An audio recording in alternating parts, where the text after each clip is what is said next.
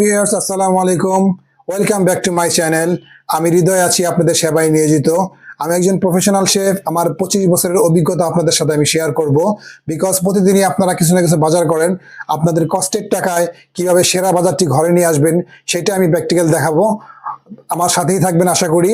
আমার পেজটাকে ফলো দিয়ে রাখবেন আর এরকম নতুন নতুন ভিডিও পেতে সাবস্ক্রাইব করে রাখবেন। আমি আপনাদের পাশেই আছি। আর আপনাদের যদি কোনো রিকোয়ারমেন্ট থাকে কি নিয়ে ভিডিও বানাবো আমাকে বলবেন, আমি ভিডিও বানিয়ে দিব ইনশাআল্লাহ। প্রিয় দর্শক, চলেন তাহলে বের হওয়া যাক আজকের বাজারের জন্য। দেখা হচ্ছে বাজারে। Let's go. প্রিয়াস, চলে আসলাম ফলের দোকানে। এখন আমি আপনাদের দেখাবো কোন ফলটা ভালো হবে, যে আপেলটা খেলে মুখের রসে ভরপুর, রস কামড় দিবেন মুখের রসে ভরে যাবে। এখানে অনেক ধরনের আপেল আছে আমি দেখতেছি, তো ভিতরে ঢুকি দেখা যাক কি কি আপেল আছে। কি কি কি ধরনের আপেল আছে? গালা আপেল আছে, ফুজি আপেল আছে, গ্রিন আপেল আছে। এটা হলো গালা, এটা গালা, আর এটা ফুজি, ফুজি। আর এটা গ্রিন আপেল। গ্রিন আপেল একটু টক টক লাগে, টক মিষ্টি হালকা, অত মিষ্টি না, টক টকই লাগে। তো আমি একটু পছন্দ করি ফুজিটা খেতে। ফুজি আপেল এটা আমি এটা নিবো এখন। দেখি এই যে এরকম একটা একটা করে চেক করে নেবেন যখন ফল কিনবেন। ফলের দোকানদার থেকে না নিয়ে নিজের হাতে নিজে দেখে নেবেন, কোনো দাগ নেই। দাগ থাকলে ভিতরে প্রবলেম হয়। আমি একটা একটা করে নিয়ে নিবো ফুজি আপেলটা। আপনি যখন আপেলটা খাবেন কামড় দেওয়ার সাথে সাথে মুখের রসে ভরে যাবে। একবার ট্রাই করে দেখতে পারেন আমার কথা মতো। আমি একটা একটা করে বেছে বেছে নিচ্ছি, একদম ফ্রেশ, দাগ ছাড়া।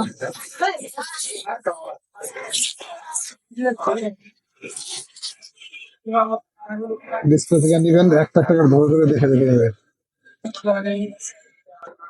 এই আপেলগুলি এত মিষ্টি, এত মিষ্টি, রসে ভরপুর। যখনই আপনি কামড় দেবেন পুরো মুখটা রসে ভরে যাবে। এটা হলো ফুজি।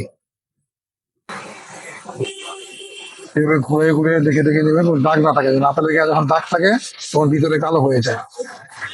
ঠিক আছে নাকি? আর এটা হলো গিয়া, এটা হলো গালা আপেল। এই আপেলটা আপনি খাবেন, বালু বালু লাগবে।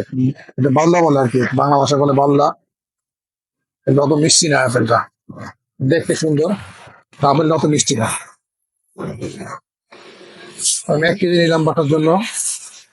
এখন আমি ডালিম দেখবো। ডালিম তো এটা দেশি না, ইন্ডিয়ান ডালিম। এটা পাকিস্তানি। পাকিস্তানি। পাকিস্তানি ডালিম গুলো সুন্দর আছে। ডালিমগুলো, দেশি ডালিম গুলো একটু ভালো হয়, ছোট হলেও ভালো। দেশের বাইরের ডালিম, পাকিস্তানি ডালিম। ডালিম কেনার সময় অবশ্যই উপরে স্কিনটা দেখে নিবেন, কোনো ট্যাপ টুপ যেন না থাকে আর কোনো যেন দাগ না থাকে। এরকম ফ্রেশ দেখে নিবেন, ফ্রেশ স্কিন, লাল টকটকা থাকবে, ফ্রেশ থাকবে। ওই ডালিমের ভিতরেও লাল হয়। আমি এই ডালিমগুলি নিবো এখন। সেটা দাও, দেখে দেখে নিয়ে যা। পাতার দাগ, এটা সমস্যা নেই।